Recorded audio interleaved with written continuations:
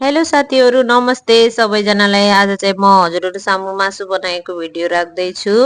अनि मैले पहिला चाहिँ मासु भुटिसकेको थिएँ अनि त्यसपछि चाहिँ मैले प्याज हालेर राम्रोसँग चलाइदिएँ। अनि त्यसपछि चाहिँ त्यो हल्का ठेकमा लागेको थियो, अझ मैले त्यसलाई राम्ररी चलाएर ढोकिदिएँ। अनि त्यसपछि चाहिँ यसलाई ढोकिसकेपछि चाहिँ प्याज पाकिसकेको थियो। अनि त्यसपछि मैले त्यसलाई चलाएँ राम्ररी।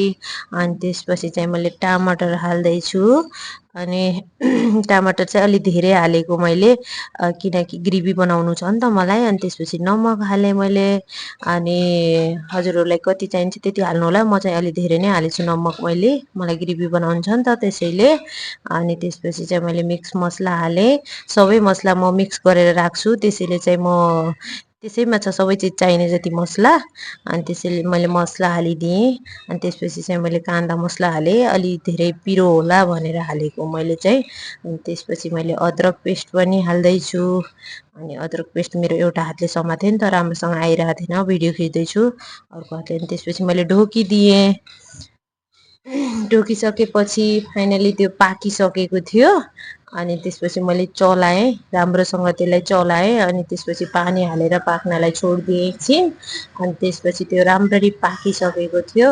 अनि पाकिसकेपछि चाहिँ मैले अनि नानीहरूलाई भोक लाग्यो भन्दै थिएँ, मैले नानीलाई चाहिँ पहिला ठुलो नानीलाई हालेँ।